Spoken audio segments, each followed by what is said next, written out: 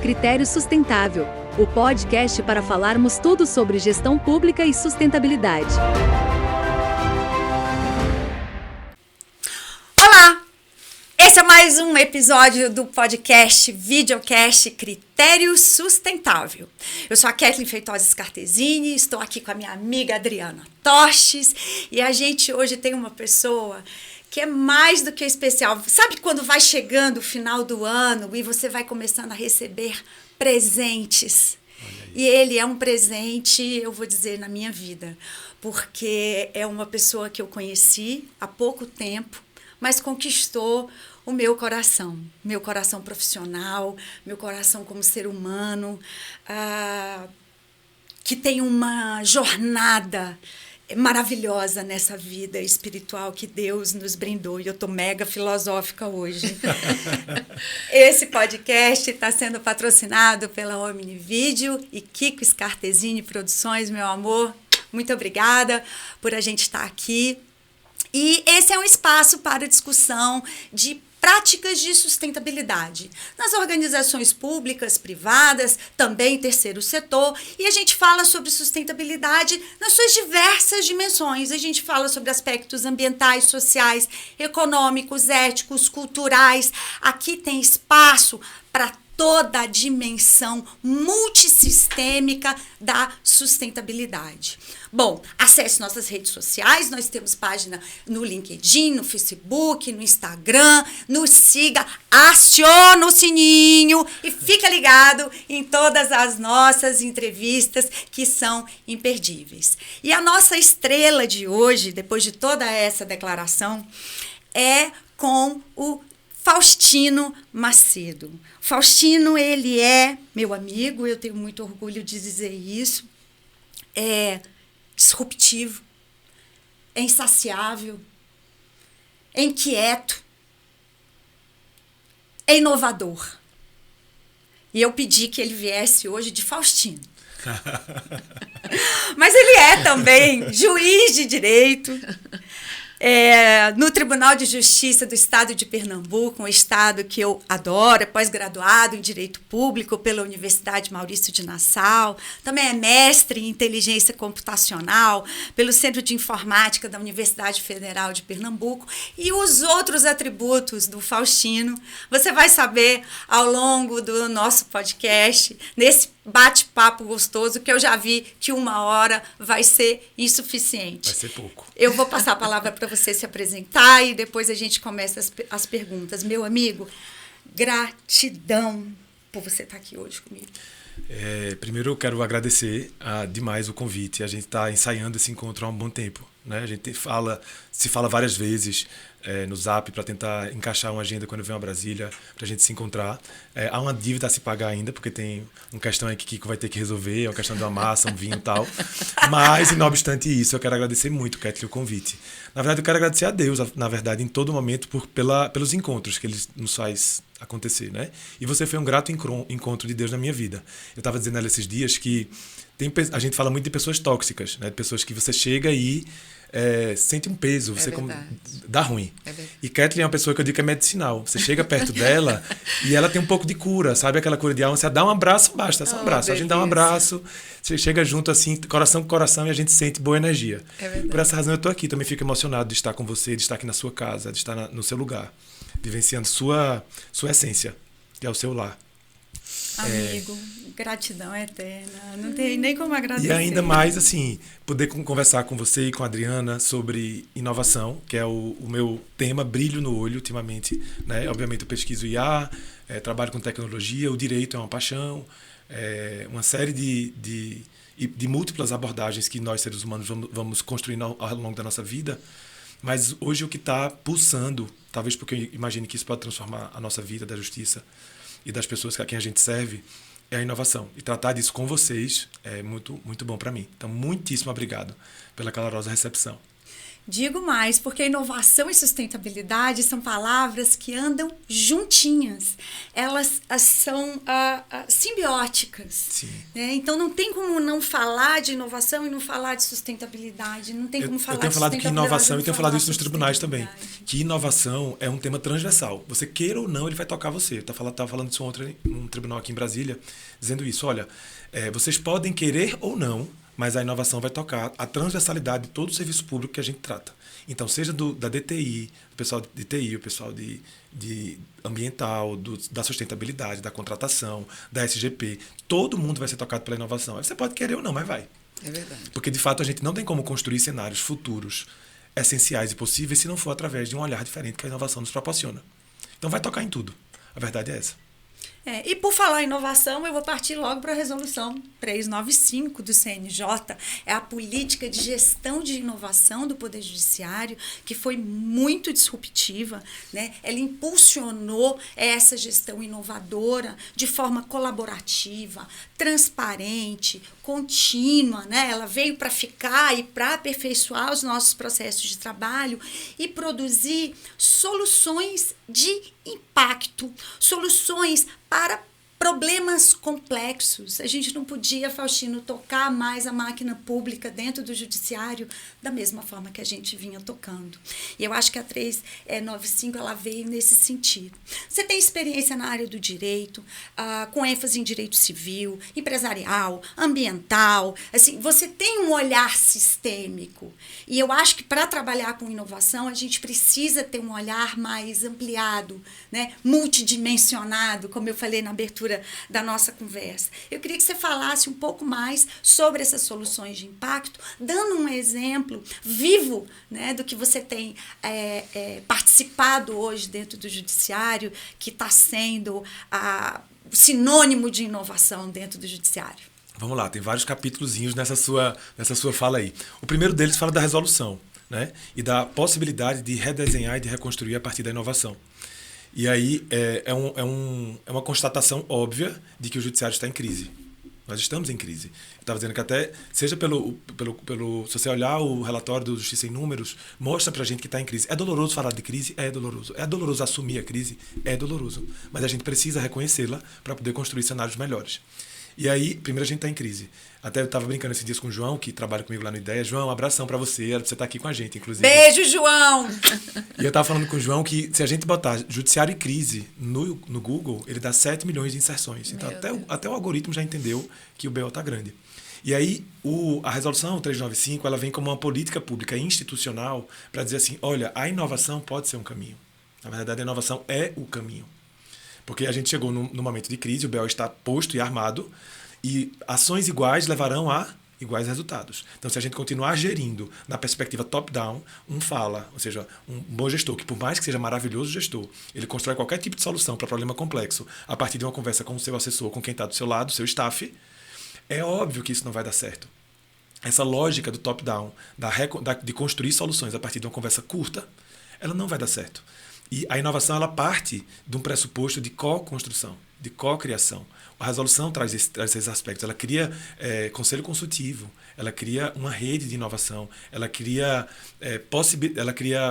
não é métricas o nome, critérios, percepções, eu digo insights, que são um farol, na verdade, para o judiciário. E uma comunicação que não é verticalizada. Exatamente, não é verticalizada. Quando o Poder Judiciário Nacional, e aí todos os aplausos para o CNJ quando propôs essa resolução, quando ele vai lá e diz, eu estou botando a resolução tal para falar de inovação, é como se estivesse colocando um farol para dizer para o Poder Judiciário inteiro, isso é o caminho. A luz está aqui, vai por aqui, que talvez seja uma saída. E aí, falando da Resolução 395, ela é de ser celebrada, ela trouxe novas perspectivas para a inovação no Poder Judiciário, notadamente, inclusive pela criação na Meta 9. Então, foi uma ambiência geral que está na resolução, mas ela não se exaure em si mesma. Ela está dentro de uma política pública institucional do próprio Conselho, do STF, né, da Presidência do Supremo, para trazer para o Poder Judiciário uma inovação institucional e responsável. Não é meramente dizer que é inovação, que é novo, a hype do novo, de dizer que eu estou fazendo inovação, sem de fato sê-lo, né, ser uma inovação. Com métricas, né? É interessante quando você traz a Meta 9, porque a Meta foi criada exatamente para isso, para buscar soluções para problemas que são de destaque. Eu me lembro que a Meta9 começou com isso. A gente tinha que escolher um tema de grande repercussão e buscar um plano de ação que fosse executado em um ano. Isso. Isso foi sensacional, com métricas, com reuniões, para avaliar os efetivos resultados para que fossem replicáveis. Perfeito. A partir de uma escuta da sociedade. Então, essa sua fala é perfeita. Isso, para mim, é inovação. O movimento de escutatória é muito mais importante. A gente brinca com isso lá no Ideias. O movimento de escuta é muito mais importante do que de falatória. A gente não está habituado no setor público, especialmente no judiciário, onde eu estou. A gente ouve. Não estou dizendo que a gente é aquele setor que não quer saber o que está acontecendo na sociedade. Não é sobre isso. Mas a gente não tem o hábito de trazer o usuário realmente para o centro da conversa. Para o centro da decisão do que vai ser feito ou não vai ser feito nas nossas 4 paredes da gestão. Verdade. Então, Adriana, você estava falando você falou de alguma coisa, eu estava querendo. Só que eu não quis interromper, óbvio. Não, da Meta9. Da Meta9, perfeito. Era isso. Boa, bem lembrado. A Meta9 era para falar sobre isso. Vocês já perceberam, mas a gente tem um bocado de metas nacionais. Mas a Meta9 é a única que é qualitativa. Exatamente. A gente Ela tem não é só quantitativa. De meta quantitativa, né? que é sentenciar mais processos do que entrou, Meta 1, Meta 2, sentenciar 80% dos processos que foram ajuizados até 2019, a Meta 2. Então, a grande maioria das nossas metas, elas são quantitativas, são necessárias, ok? Estou dizendo que são ruins, não. Mas nós precisamos apontar para um outro estilo de atuação. E aí a Meta9 cai como uma luva, porque ela é praticamente toda qualitativa. Né? Entregar um projeto, demonstrar evidências de que você ouviu a sociedade, demonstre evidências de que você utilizou uma metodologia apropriada, design thinking, ou uma abordagem útil ou ágil dentro de um ambiente de laboratório de inovação. Sim. Então, ela é totalmente qualitativa. Então, mostra que produtos você entregou para a sociedade, que resultado você entregou para a sociedade. Sim. Né? E a evolução da meta, não sei se todos acompanham aí Acompanho, eu sou gestora de Meta9. Você, acredito, mas não sei se todo mundo que nos ouve sabe, mas ela começou devagarzinho, foi só um pezinho, era ter um laboratório em tantos dias. Então você já batia a Meta9. E aí depois, cada ano ela foi subindo. Então, ter um laboratório, capacitar laboratoristas, envolver servidores e magistrados, depois envolver servidores e magistrados e fazer cursos, e capacitação, e projetos, e demonstrar quais são os projetos e quais são os resultados desses projetos. E aí vamos ver o que é que vem em 24. Né? Porque está para sair o novo glossário aí da Meta9, que também, eu imagino que vai proporcionar, a gente já tem discutido isso no âmbito do Renova Ajude, né? Eu integro o Comitê Gestor Nacional de Inovação do Poder Judiciário, lá no CNJ, representando a Justiça Estadual, e na última reunião desses 15 dias atrás, a gente tratou do qual seria, o que é que a gente teria em 24. Né? Inclusive, vai sair uma nova resolução. A gente estava até passando aqui no in-off sobre a ideia de mudar um pouco a resolução 395, incorporar alguns outros conceitos, enfim. E eu acho que o último capítulo que eu não falei, que você queria falar de impactos... Soluções de impacto que mexam com a sociedade. E a gente tem visto aí uma iniciativa muito legal que a gente estava falando aqui nos bastidores antes da gente começar a nossa gravação, que é o Pop Rua. Isso. Talvez o que se entremostre mais claro, assim, o impacto social, o impacto público, dentre os projetos que a gente tem trabalhado no Ideias no último ano, vamos chamar assim, seja o próprio Pop Rua Ajude. O Pop Rua Ajude veio para o Ideias a gente sempre teve a vontade de trabalhar com inovação social. Mas como a gente tem uma série de frentes para trabalhar dentro da inovação, então a gente não tinha ainda trabalhado especificamente com algo com inovação. Eis que Deus nos deu essa oportunidade através de Lu, não sei se Lu Ortiz, amiga queridíssima. Queridíssima. A mamãe da inovação, eu digo a ela, Lu. Pode parar um minuto, Luciana Ortiz, seu lugar está guardado aqui para a gente começar a conversar. Vem pro GPS. Então, a Lu um dia me ligou e disse assim, vamos fazer uma formação nacional do Pop Rua Ajude, e eu acredito que no tempo que a gente tem, a escola de vocês tem condições de fazer. E aí, como eu trabalho na SMAP, né, que é a Escola da Magistratura de Pernambuco, a gente organizou um curso, a Adriana estava lá, né, Adriana? Foi sensacional. Então, fez um curso e logo em seguida a gente executou as práticas do curso num mutirão no meio da praça, na frente fechando o fórum do Recife. Eu vou te pedir uma coisa, para você explicar para os nossos gestores... O que é o Pop Rua Ajude. Exatamente, Perfeito. Porque a gente tem gestores estaduais, de município, que não são do judiciário, mas que são órgãos importantes para estar presentes. Perfeito. O que acontece? O Pop Rua Ajude, ela advém de uma resolução do Conselho Nacional de Justiça que traz para o judiciário uma obrigação de trabalhar com... Eu digo que é o hipervulnerável, né? Não é aquela pessoa que é pobre na forma da lei, ou é aquela pessoa que é pobre, que não tem acesso aos serviços públicos e que está na rua. Então, a gente precisa, e para mim foi super revelador, fazer um parênteses aqui, porque eu não tinha, de verdade, a percepção do que era aquilo ali. Eu só comecei a ter quando eu comecei a executar o mutirão, assim, começou a organizar essa rede, aí é importante. A gente envolveu o município foi um super parceiro, o município do Recife, o estado de Pernambuco, no nosso caso, né? Então, todos os setorizinhos, então tinha empregabilidade, o cara fazia, como é que se diz? Tem o Go Recife, que é um programa lá da prefeitura que ele faz, ele consegue, tinha banhos, comida e tal, então ele consegue se ajeitar, se arrumar, fazer um próprio currículo vitae para quem quer trabalhar e já sai numa plataforma do município do Recife que permite fazer o match entre quem quer empregar e quem precisa de emprego. Que lindo isso! Então a gente conseguiu algumas pessoas sair com emprego lá também. Então, para esse público que a gente está nos assistindo, que é gestor de qualquer órgão público ou da iniciativa privada, porque a gente teve, por exemplo, órgãos da igreja, a Casa do Pão, que participaram, talvez o Pop Rua Ajude revele o toque mais social que eu pude viver no judiciário. O judiciário vai à rua. O judiciário vai à rua. Que é sensacional. E se aproxima da sociedade. E se aproxima. Veja, obviamente, quando eu era juiz do interior, vara única, eu tinha a vara toda bonitinha, não tinha o que fazer, e eu sempre tive essa energia diferente, né? Assim, uma super energia. E aí teve um momento que eu disse, isso aqui tá pouco para mim. Então eu comecei a fazer mutirões na minha comarca, de mutirões na perspectiva social. Então fechava a Rua do Fórum, chamava o pessoal para fazer documentos, casamento coletivo, era uma festa, exposição de arte. Mas passado esse período, esse ato entre que eu era vara única, isso durou 2 anos, e aí eu já fui para a vara civil, eu parei de tocar a sociedade de forma tão próxima como acontece no próprio Rua Ajude. E aí o que é que eu percebi, Adriano? Você falou um termo importante, que é o judiciário vai até a rua. E para essa população, e eu só pude compreender isso vivendo o próprio Rua Ajude, o serviço em outro lugar é não serviço. Você não pode chegar para um cara da população de rua e dizer, vai lá no INSS, segunda-feira, para fazer tua perícia. Ele nem se sente cidadão o suficiente para buscar um serviço de cidadania, né? Exato. Não serviço. Vai lá pegar a tua certidão de nascimento no cartório tal. É não serviço, ele não vai no cartório. Exato. Então, ou o serviço é prestado ali, eu digo lá em Recife, jurisdição e serviço público feito caldo de cana. Não sei se aqui é assim. Lá o caldo de cana é feito na hora, né? Então fica a caninha aqui guardada, passa no moedor e o caldo de cana sai na hora. Então, para eles, jurisdição, para esse público, jurisdição e serviço público, ou é caldo de cana, ou não é. Ou não é, mesmo que você não dá. Aí você se faz que você presta serviço público ou que você presta jurisdição a uma população que ou vai ter acesso daquela maneira, ali na beira da praça, onde eles ficam, ou então você não vai ter. E aí, não sei se você lembra, o palco do curso, lá na SMAP, tinha um Enxergue os Invisíveis. Era a inscrição do palco. É porque eles são invisibilizados, a verdade é essa.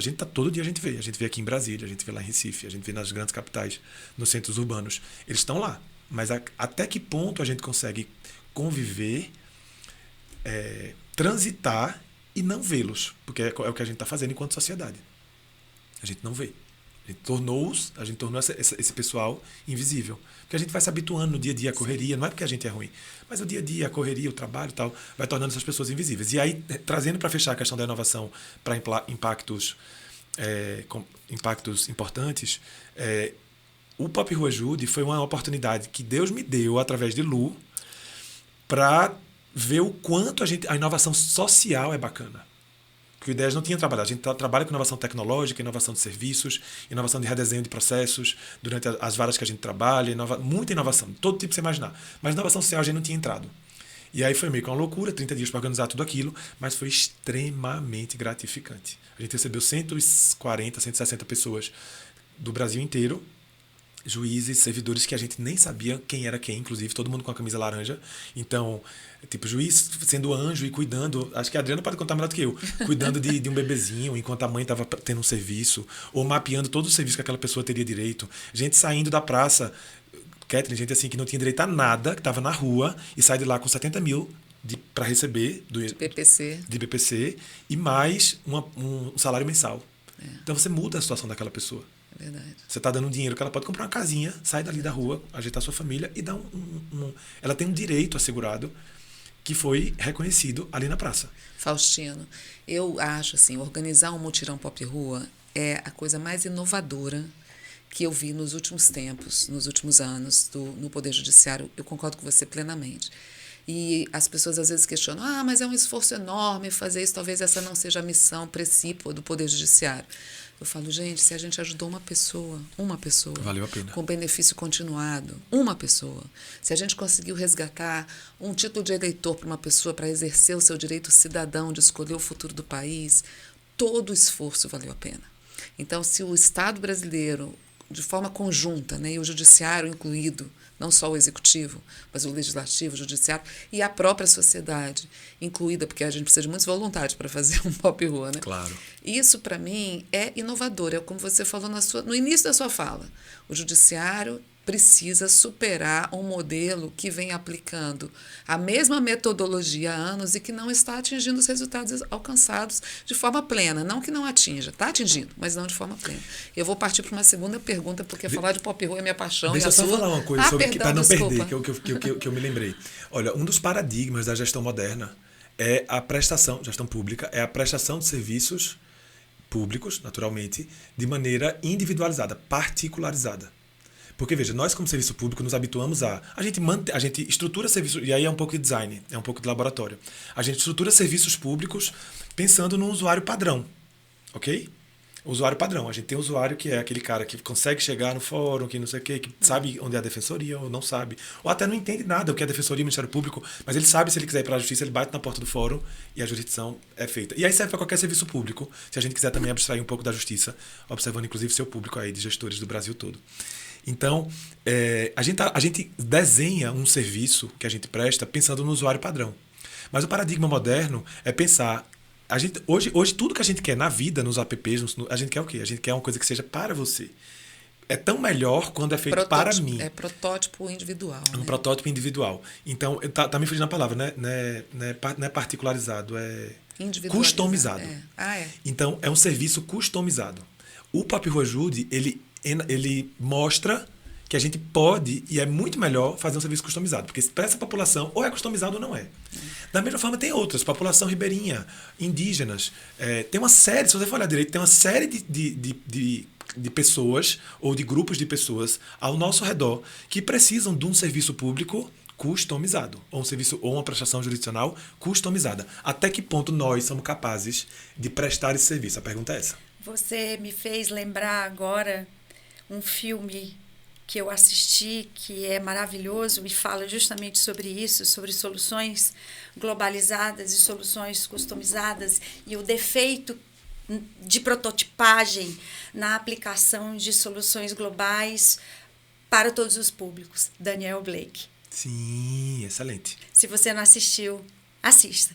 Fala exatamente sobre isso, sobre a aplicação de uma solução e que quando você vai ver no dia a dia, ela não atinge todo mundo. E aí, como atender, né, uma pessoa que não sabe ler, uma pessoa que tem uma dificuldade com relação, por exemplo, acesso a computadores, à internet, como você vai atender esse público? E Daniel Blake é um filme muito forte que fala sobre isso. E tem uma frase famosa da sustentabilidade que é: você pode mudar o mundo se você faz local. Faça local, impacte global. Se cada um fizer a sua parte, e aí, assim, é muito rico, né? A gente tem 1000 possibilidades de fazer, mas é preciso ter uma coisa que você tem muito, Faustino, que é engajamento em boas causas, em causas sustentáveis. Porque toda a intenção da gestão pública é voltada à sua missão precípua social. O serviço público existe com essa missão precípua, né? Seja resolver um conflito como juiz, seja minimizar os conflitos coletivos, né? Não só os individuais, porque eles existem, e seja também observar que a missão do Estado é a missão da sustentabilidade.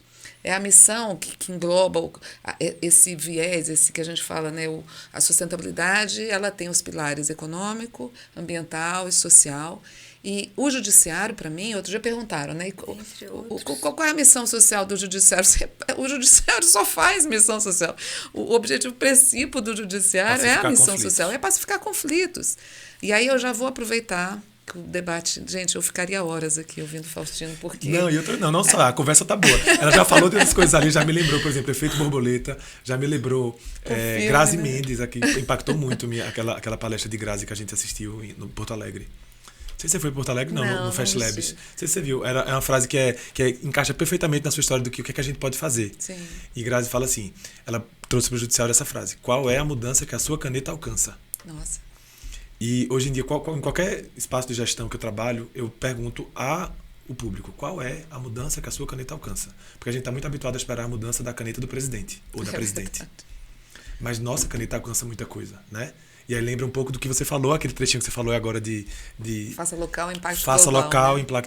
impacto global. Agenda 2030. É Agenda 2030, exatamente. é Efeito Borboleta, é Grazi Mendes, está tudo no mesmo liquidificador. Ai, que bom que existe esse movimento global acontecendo quando a gente está vivendo um momento tão crítico do planeta todo, né? Eu falei, a gente estava aqui rindo, falando de coisas maravilhosas, a gente tem que falar disso, porque tá difícil, né, gente? Assim, tanta informação ruim. Eu vou partir agora para uma segunda pergunta, senão a gente... Vamos lá, Faustino, você que atua nas áreas de inovação, com desenvolvimento de projetos de inteligência artificial, que ainda é uma coisa que parece assim, ainda é muito enigmática para a maior parte das pessoas, né? Inteligência artificial vem como uma solução. Como é que eles vão, como é que essa inteligência não vai impactar o humano, né? As pessoas vão perder seu papel na sociedade por conta da inteligência artificial. São várias polêmicas que tem, e aí no meio disso tudo tem projetos maravilhosos que são aplicáveis e replicáveis, né? O TJ de Pernambuco, você super envolvido nesse projeto, desenvolveu a ferramenta denominada Bastião. Eu já gostei do nome. Bastião é brasileiro, Bastião é aquela coisa que você se pega para avançar, né?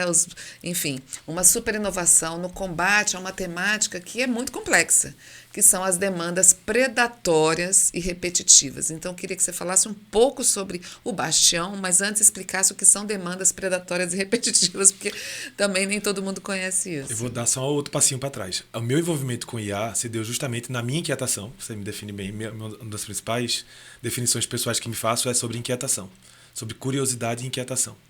E na minha inquietação, quando eu fechava os olhos e pensava como é que vai ser juiz em 2035, esse eu tenho que estudar tecnologia. E aí foi quando eu resolvi, ao invés de pesquisar na área do direito, eu disse, eu vou estudar ciência da computação. E aí fui fazer mestrado em inteligência artificial. Porque já era hype, já era uma coisa que dizia, talvez seja o caminho. O caminho não. Eu diria uma das tecnologias que podem revolucionar a forma como a gente trabalha. E eu não queria estudar no direito, porque no direito, quem pesquisava IA era para responsabilizar. Ou era para dizer quais são os limites, quais são as responsabilidades do programador. Então, era uma pegada muito... Eu digo que é a brincadeira do direito, fato e norma, né? Tom e Jerry. Então, o fato e a norma um correndo atrás do outro. Porque os fatos sociais existem e a norma vem e organiza, bota numa caixa. Eu não queria criar caixa para IA. Eu estava querendo fazer IA no judiciário. E eu disse, então eu vou estudar na área de quem faz e não em quem está querendo fazer caixa. Nenhum problema com quem está pesquisando para fazer. Sim. É preciso, alguém tem que fazer isso. Mas aí é a questão do tesão que cada um tem de pesquisar. Não era o meu. Não era o meu. Tá ótimo, inclusive, é importante que alguém faça isso. E aí fui estudar IA. Mas como uma perspectiva também de dizer assim, eu acho que o judiciário vai mudar a partir daí. Eu acho que eu posso contribuir dessa maneira. Grandes mudanças, né? Grandes mudanças. E aí, estudando IA, e aí, por estar na coordenação do IDEAS, que é o Instituto de Inovações Aplicadas do TJPE. Esse nome, eu vou fazer um parêntese. Esse nome é sensacional, porque ele é simples Ideias. e ele é autotraduzível, né? Ideias. É o nome do Instituto de Inovação de Pernambuco. Que não é um laboratório, né? É um instituto, porque justamente a gente imaginou que a gente não precisava de só um laboratório para prototipar ideias. A gente queria um hub de inovação. Então, o IDEAS tem vários bracinhos. Dentre eles, o laboratório, a incubadora, o setor de pesquisa com usuários, tem a CIA, que é a Comissão de Inteligência Artificial do nosso tribunal, é um braço do IDEAS, que foi também que ajudou na construção tanto de Alice, o nosso primeiro robô que usa inteligência artificial para resolver problemas complexos do judiciário, foi em 2018, como agora o Bastião. E aí, vindo para Bastião, o nome, ele vem, é um trocadilho, na verdade, tem duas acepções aí nesse nome. Primeiro é que tem essa questão do regionalismo, a gente nordestino, a gente gosta muito de enfatizar as nossas raízes. Então tem o Bastião, que é a nossa raiz, que é como seria o Sebastião chamado lá. Sim. E também, na verdade, eu não sei se vocês sabem, mas Bastião, a marca, Bastião não é uma construção, é um formato arquitetônico de fortificações espanholas. Aquele desenho do Bastião, se você olhar a marca do Bastião, que é um negócio assim, é um bastião. O bastião em si é uma fortificação. Então, a gente pensou que o bastião serviria para tornar rígido, saudável, sustentável o nosso sistema de justiça. Porque com as demandas predatórias, que é um fenômeno que a gente está vivendo recentemente, o sistema está com problemas. Esgotando. Está esgotando. E aí vamos falar do que é demanda predatória e o que é repetitiva. Ele não trata só de predatória, tá? Ele também foi feito para repetitiva. E só ajudar na repetitiva já é uma grande entrega. Porque muito do que a gente tem no judiciário é repetição. E poder... Ações iguais que se repetem ao longo do tempo e... A tradução, vai. Vai, incham o judiciário. Exatamente. E não quer dizer que são ruins, ok? A gente tem que resolver, faz parte da nossa missão de pacificar conflitos. Se os conflitos são repetitivos, a gente vai ter que julgar repetitivamente. É sobre isso. Então, identificar essa repetição e talvez dar possibilidades de tratamento dessa repetição já é um grande ganho. Mas, para além disso, a gente identifica, a gente vive um momento atual nessa sociedade de dados em que há pessoas que utilizam o sistema de justiça como um modelo de negócio. Eles conhecem a regra do jogo, eles sabem das nossas falhas, eles sabem dos nossos problemas, dos nossos desafios, e da lentidão, da demora, da falta de comunicação entre o juiz que está aqui e o que está o vizinho, embora tratem do mesmo tema. Então, eles se valem da justiça como um modelo de negócio para oferir lucro. E aí tem de tudo. Não é sempre, tá? Só para você ter uma ideia, isso não é um tema que a gente pode dar um conceito fechado. Há, sei lá, umas 30, 40, 50 notas técnicas dos mais diversos tribunais do Brasil inteiro que definem o que seria essa demanda predatória. Então, pode ou não envolver crime, pode envolver não uma falsificação do documento, pode envolver ou não uma captação ilegal de clientes, pode envolver um bocado de coisa. Não tem um conceito fechado. Mas se eu puder dar um conceito mais abrangente, é esse. É a utilização do judiciário como modelo de negócio para oferir lucros e não necessariamente para pacificar conflitos. É uma dor, né? É uma das É uma dor. dores E está que o vindo judiciário muito. E está tem. vindo muito, Adriana. Eu E aí, sei. muito. Vou falar do meu tribunal, tá? A gente recebeu numa comarca só, em 2 comarcas vizinhas, 14 mil ações predatórias. Os juízes extinguiram. A gente recebeu em como é o nome? Na comarca de Rômulo. Lajedo, não é? Ali perto de Garanhuns, ele recebeu em torno de 1.700 processos. Aí você imagina uma comarca, vara única, que tem lá os seus 2.000 processos, 1.500 processos. E aí, do dia para a noite, chegam 1.500 ações predatórias. Por mais que sejam predatórias e ele precisa extinguir, como de fato o fez, por isso que eu estou citando o exemplo, existe uma sucessão de atos processuais que são necessários. A gente precisa intimar para dizer, ei, é predatório mesmo? Né? Não dá para, na surpresa, sair extinguindo processos. Então, a gente tem que intimar a parte, espera prazo, e decurso, e sentença, todo um rito. e lançamento. Então, tumultua Com custo Brasil, né? E tem um custo Brasil nisso. Exatamente. Então, tumultua o serviço naquela comarca e aí a gente tem que pensar sobre as seguintes perspectivas. O advogado que trabalha lá no dia a dia, que está com seu divórcio, o divórcio do seu cliente, ou com ação de alimentos, o pessoal da área criminal, as demandas urgentes de infância, como é que elas vão ficar numa comarca feito essa quando chegam esses 1.500 processos? Sim. Então, é uma coisa que não é viola, a palavra talvez não seja essa, ela deixa o sistema todo doentio. A verdade é essa. Sim, porque ela incha o sistema. Exatamente. Incha o sistema e aí a gente não consegue ver o que é, não claramente, né, não sem bastião, a gente não consegue identificar de forma clara o que é espuma, ou seja, o que é que precisa ser de fato tirado. E também, acho que cria um estímulo para essa pessoa. Porque a gente, agora com o bastião, a gente consegue ver dados do tipo assim, uma situação predatória, a pessoa ajuiza 10 mil ações. Tudo bem, o judiciário percebeu. E em 90% das situações, talvez 93% das situações, a gente extingue esse processo. Mas um ou outro perdido, os 7% de ações, né? Ele vai conseguir as 700 ações que foram aceitas ou que foram julgadas procedentes. E não é justiça, não é pacificação social aí. É modelo de negócio. Eu vou contar um último exemplo da minha funcionária.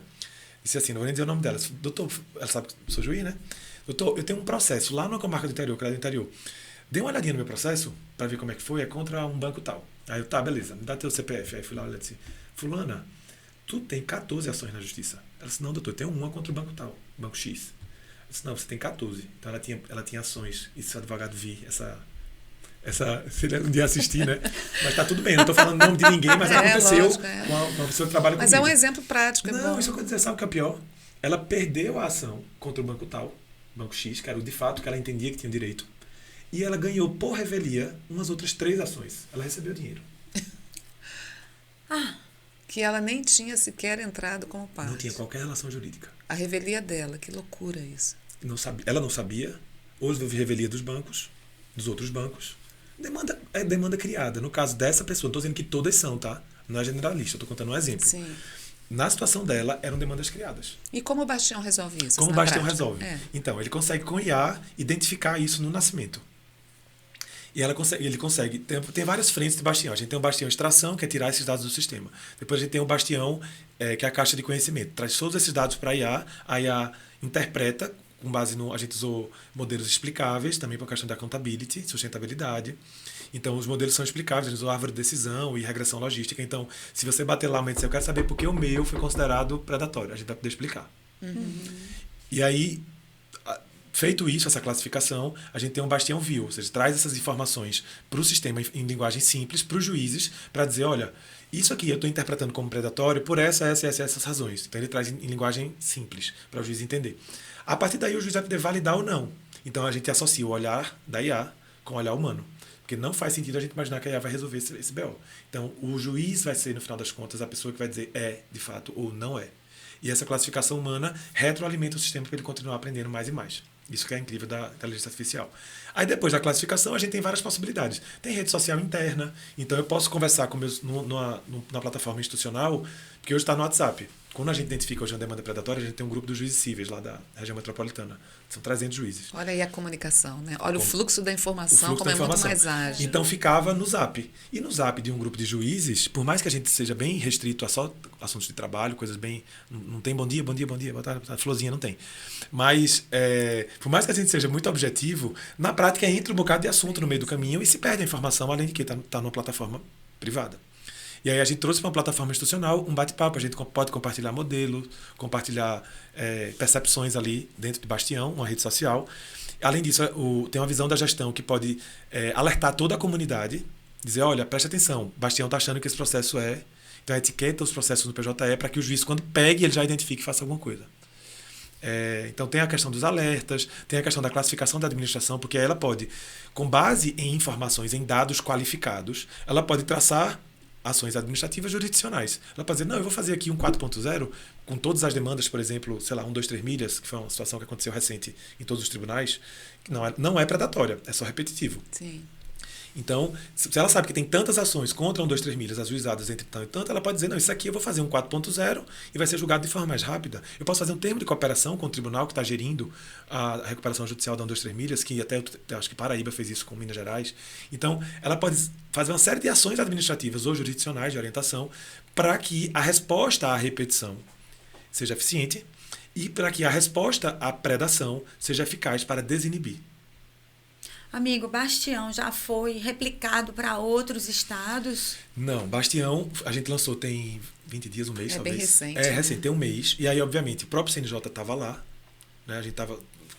4 juízes assessores da presidência e da corregedoria do CNJ foram a Recife para o lançamento, além da conselheira Salise, que quis estar presente. Então, que da nossa mamãe da inovação aqui no âmbito do CNJ. E aí ela resolveu ir para Recife para coisa. A partir daí a gente tem conversas rotineiras com outros tribunais, tem nos procurado para tentar nacionalizar, mas especialmente com o CNJ. Então a gente está vendo como trazer isso para a PDPJ. Hoje os passos... Porque não faz sentido a gente estar pensando em botar no vizinho E a só. solução E não é faz... replicar. Desculpa, A Adriana. solução é replicável, né? Sim. Esse é um dos pilares da inovação, né? Que ela seja replicável. Eu estou encantada. Não faz sentido cada tribunal desenvolver uma situação, uma solução para demandas predatórias e Não. repetitivas. Você Hoje a pega gente- um bom exemplo e... E replica. A gente tem uma base, a gente usa a base local, mas a gente pode usar uma base nacional. E Né? isso é legal do Renajude, né? Na verdade, o Renajude Do Renova Ajude. Renova Ajude. Ajude, errei. Renova Ajude. Ao vivo é difícil, né, gente? Não, tá tudo bem. O Renova Ajude é esse local, né? Esse espaço. Eu queria que você falasse rapidamente do Renova Ajude, porque é o local onde são alocadas as soluções, as prototipações, né? Para que isso exatamente seja replicável. O Renova Ajuda é uma plataforma feita agora acho que foi na gestão da conselheira Salise mesmo. Sim. Ela institucionalizou porque qual era uma dor que os laboratórios existiam no começo? Porque, veja, o movimento de laboratórios é recente. Sim. E como é recente, precisava de uma certa estruturação. Então, uma primeira dor era como é que eu sei o que é que o DF está fazendo e o que é que Roraima está fazendo, se a gente está distante. Em tese, né? Distância hoje em dia é uma métrica que praticamente não existe, né? Mas em tese a gente está distante. Então a ideia do Renova Ajude é trazer para uma mesma plataforma todas as iniciativas, projetos, produtos, enfim, tudo que for relativo à inovação. Banco de boas práticas. Banco de boas práticas, de projetos inovadores, de maneira que a gente possa se interrelacionar e até copiar, pedir, eu quero me manda teu código do projeto tal, eu quero fazer aqui. Então, já há esse movimento. Até porque é público, né? Tudo público. Tudo é público. Tudo Nós trabalhamos no público. serviço. Somos servidores públicos. E né? não faz sentido que todo mundo gaste o mesmo dinheiro para fazer a mesma coisa. Exatamente. Não é? Top. Eu acho isso sensacional e um exemplo que ele pode ser replicado para estados, para municípios. A gente sabe que o judiciário, muitas vezes o Tribunal de Contas da União gosta muito de falar isso, que o Poder Judiciário brasileiro é a NASA. Diante, né, dessas soluções para problemas complexos. Mas a gente sabe bem onde o calo aperta e aonde a gente pode melhorar. Mas realmente a gente tem algumas soluções e alguns espaços que eles podem ser replicados de maneira que a gente possa resolver problemas de forma conjunta, né, com um potencial muito maior. Né? Nesse sentido, Faustino, a gente tem o Plano Nacional de Inovação, a gente tem o Prêmio Justiça e Inovação, né, que envolvem temas como desenvolvimento nacional sustentável, acessibilidade, acesso à justiça, aprendizagem, automação dos sistemas, combate à desinformação, comunicação institucional, educação para a cidadania, diversidade, jurimetria, ciência de dados, enfim, o universo ele é enorme, né? E foi como eu falei, a gente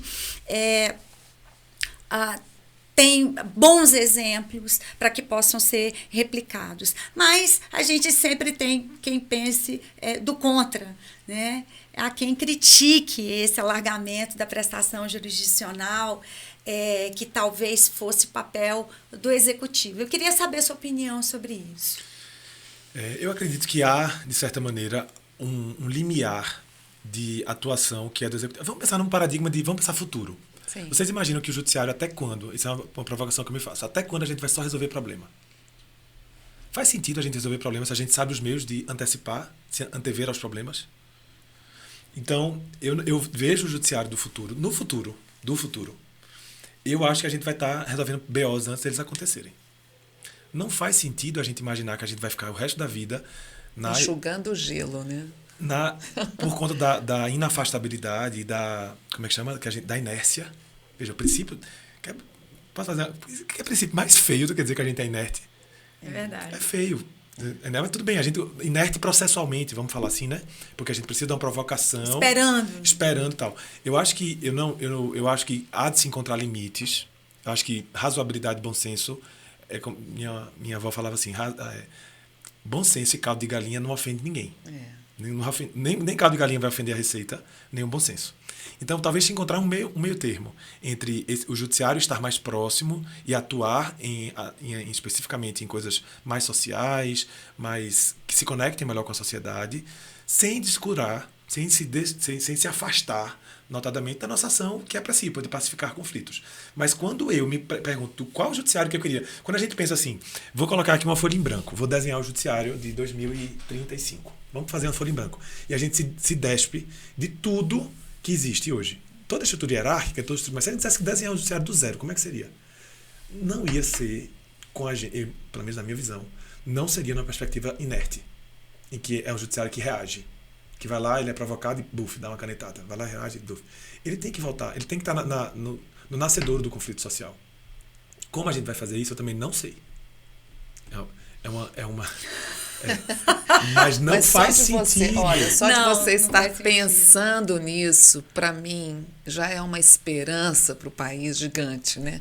Porque não dá, é para a gente achar, eu nasci assim, eu vivi assim, você sempre assim, e os problemas sociais gritando na nossa janela, gritando na nossa porta. Então, é um naco de esperança enorme.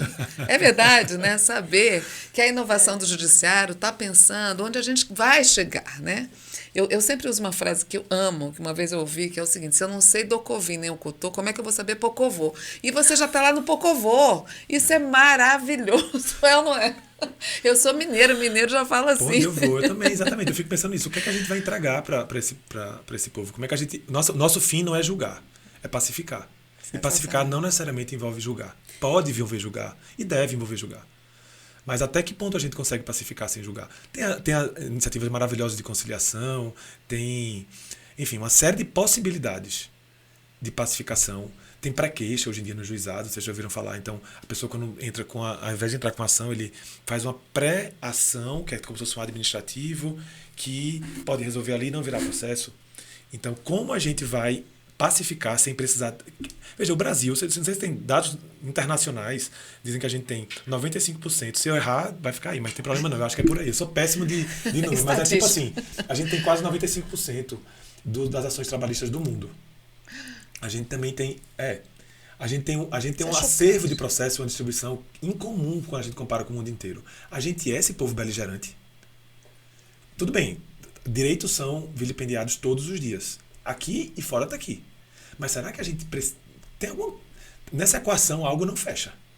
Tem que ter um filtro melhor. Tem algo Não, e Tem não algo é o nosso errado. perfil. Quando você pergunta, quando você afirma ou pergunta, nós somos uma população beligerante? Claro que não. O brasileiro, ele é conciliador. Né? A gente resolve as situações. A gente é muito essa estatística que você está trazendo, ela não tem nada a ver com o perfil do brasileiro. Então esse olhar é muito importante também, né?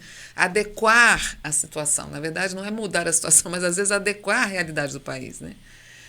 Eu vou aproveitar a sua fala que você falou aí comparando com o mundo, porque, gente, olha que bacana. O IDEAS, esse Instituto de Inovação de Pernambuco, ele agora faz parte do Observatório de Inovação do Setor Público, OPSI, da Organização para a Cooperação e Desenvolvimento Econômico, OCDE.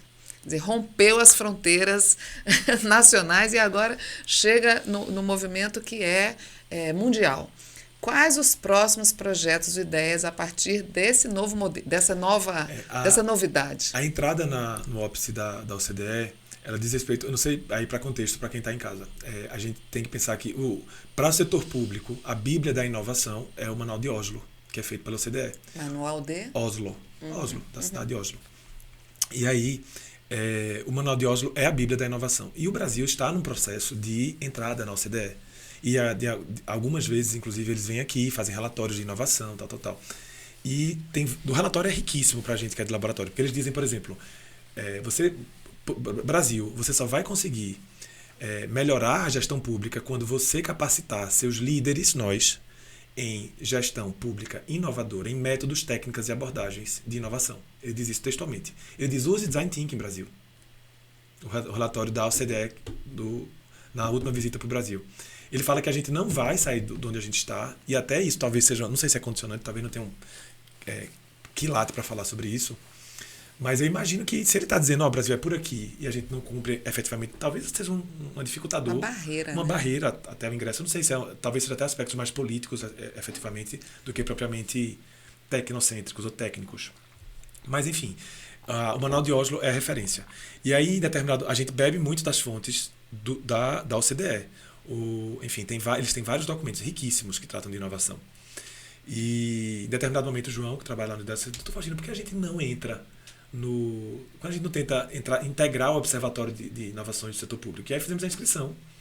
E aí, de fato, somos o único laboratório do Judiciário brasileiro que integra o Observatório de Inovações de Políticas Públicas da OCDE. É como se, hoje em dia, a gente pode não só beber da fonte, a gente pode ajudar a construir a fonte.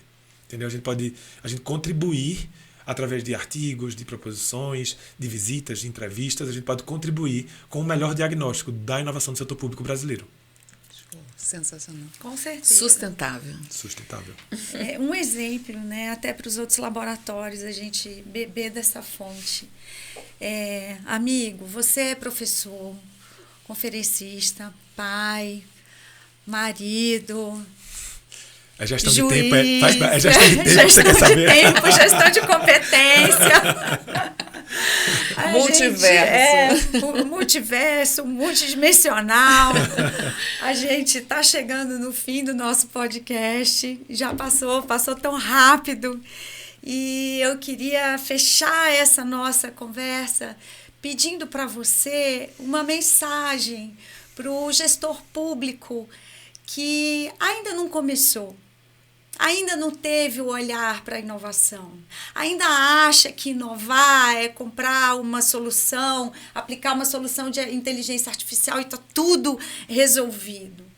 Qual é a sua dica para o gestor se reinventar e atender melhor a sociedade nesse processo de transformação que urge, que bate na nossa porta e diz, faz melhor gestor público, entrega valor à sociedade? Eu queria que você olhasse para a nossa câmera da verdade. Vou tentar não olhar para vocês aqui, e deixasse esse recado que eu sei que vem do seu coração. Pois bem, eu acho o seguinte, eu estava pensando aqui, você falando, eu pensando o seguinte, eu olhei para você, já quebrei, não foi ali meu amigo Kiko.